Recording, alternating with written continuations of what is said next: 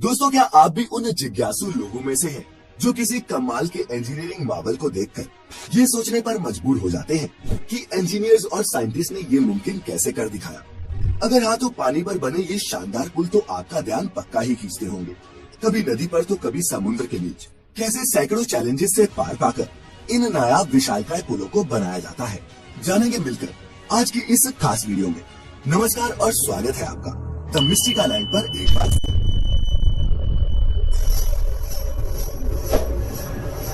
दोस्तों, हम सब ये तो जानते ही हैं कि पानी पर बने ये पुल हमारे जीवन का एक अहम हिस्सा है, क्योंकि अगर ये ब्रिज ना होते तो शायद कई गांव, कस्बे और शहर एक दूसरे से कटे ही रहते। इन ब्रिजेस की मदद से हम पानी के ऊपर से निकलकर अपना समय और ईंधन दोनों ही बचा लेते हैं। लेकिन इतना काम आने के अलावा दुनिया भर में चलती नदी पर बने ऐसे कई ब्रिजेस हैं जो मशहूर हैं, कुछ अपनी इंजीनियरिंग के लिए तो कुछ उनके आकार और कुछ अपनी हिस्टोरिकल इम्पोर्टेंस के चलते। इंजीनियरिंग डिजाइन के आधार पर पानी पर बनने वाले ये पुल कई तरह के हो सकते हैं। किसी भी ब्रिज का निर्माण जगह के आधार पर किया जाता है।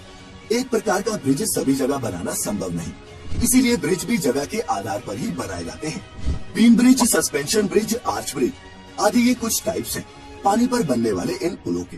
कोई भी पुल तब तक भार सहन कर सकता है जब तक उस पर पड़ने वाला भार डायरेक्ट या फिर इनडायरेक्ट तरीके से जमीन में ट्रांसफर होता रहे। एक ब्रिज पर लाखों टन का भार हो सकता है, लेकिन वह फिर भी मजबूती से खड़ा रहता है, क्योंकि सारा भार खंभों पर टिका होता है और खंभों से होता हुआ जमीन में चला जाता है, जिससे ब्रिज को कोई नुकसान नहीं होता। लेकिन दोस्तों, पानी पर बनने वाले किसी भी ब्रिज की सबसे बड़ी चुनौतियों में उसकी फाउंडेशन बनाना ही होता है, और पानी जितना गहरा हो, ये चैलेंज भी उतना ही बड़ा होता है। फाउंडेशन मजबूत होना बहुत ज्यादा जरूरी है, क्योंकि आखिर ये पिलर्स ही तो होते हैं जिनके दम पर इस ब्रिज को स्थिर रखा जाता है। तो कैसे की जाती है इस फाउंडेशन को बनाने की शुरुआत, आइए समझते हैं। तेज बहाव वाले नदियों के ऊपर पिलर खड़ा करने के लिए इंजीनियर सबसे पहले एक स्ट्रक्चर बनाते हैं, और उसको बनाते समय पानी की अधिकतम और न्यूनतम गहराई, पानी के बहाव की गति, पानी के नीचे की मिट्टी, पुल का भार, पुल पर चलने वाले वाहनों का भार आदि बारीक से बारीक चीजों का हिसाब रखा जाता है। इसके बाद पुल की नींव का प्रकार तय किया जाता है, जिसके हिसाब से नींव बनाई जाती है। इस नींव को कॉफर डैम कहते हैं। पिलर बनाने के तरीके के हिसाब से कभी कॉफर डैम का स्ट्रक्चर सर्कल में होता है तो कभी स्क्वायर में। अब सवाल ये है कि आखिर ये कॉफर डैम बनता कैसे है? कॉफर डैम को बनाने के लिए स्टील के लंबे लंबे पीसेस एक स्ट्रक्चर पर फिट किए जाते हैं, जिसमें इन्हें सर्कल या फिर एक स्क्वायर शेप दी जाती है, और जब ये बनकर तैयार हो जाते हैं तब इन्हें पानी के अंदर डाल दिया जाता है। दोस्तों, इस स्टील के स्ट्रक्चर को मशीन की मदद से धीरे धीरे पूरी एहतियात से पानी के अंदर डाला जाता है, ताकि ये उसमें अच्छी तरह से सेट हो जाए। इसके बाद मोटर और पंप के जरिए इस पूरे स्ट्रक्चर के अंदर के पानी को बाहर निकाल दिया जाता है, जिस वजह से यहाँ पर एक सूखी खाली जगह बन जाती है। इसी सूखी खाली जगह पर फिर पिलर बनाने का काम शुरू किया जाता है, जहाँ कई सारे वर्कर लगकर इस जगह पिलर बनाते हैं। हालांकि हर जगह इस तरह से काम नहीं किया जा सकता।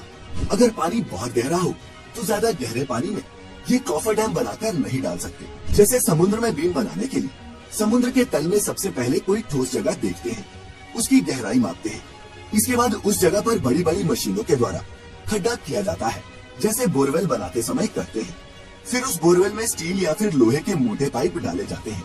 फिर पाइप के अंदर का सारा पानी बाहर निकाला जाता है, जिसके बाद उस पाइप में सीमेंट और कंक्रीट का मिक्सचर भरा जाता है। जरूरत के हिसाब से एक से ज्यादा खंभे तैयार करके आपस में जोड़ भी सकते हैं, जिससे एक मजबूत खंभा तैयार हो जाता है।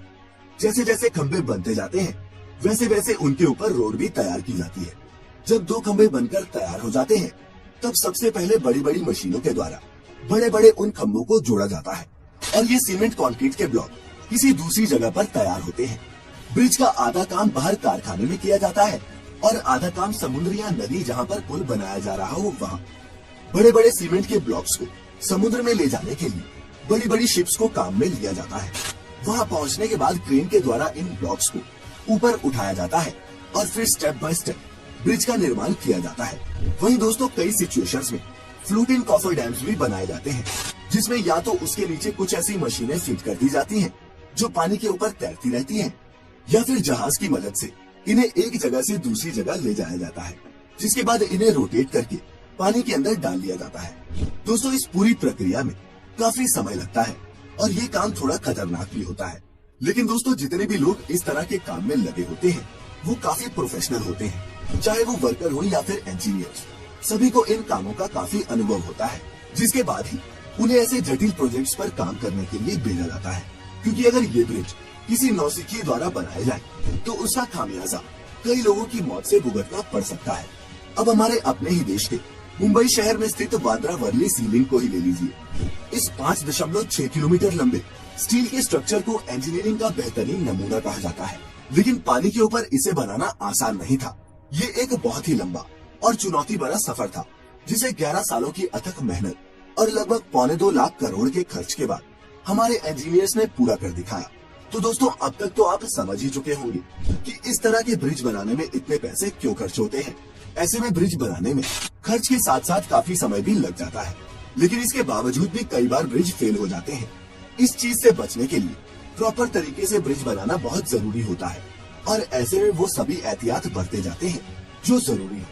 तो दोस्तों आज की इस वीडियो को देखने के बाद आपने पानी पर बनने वाले इन ब्रिजेस के बारे में कुछ नया और इंटरेस्टिंग तो जरूर जाना होगा।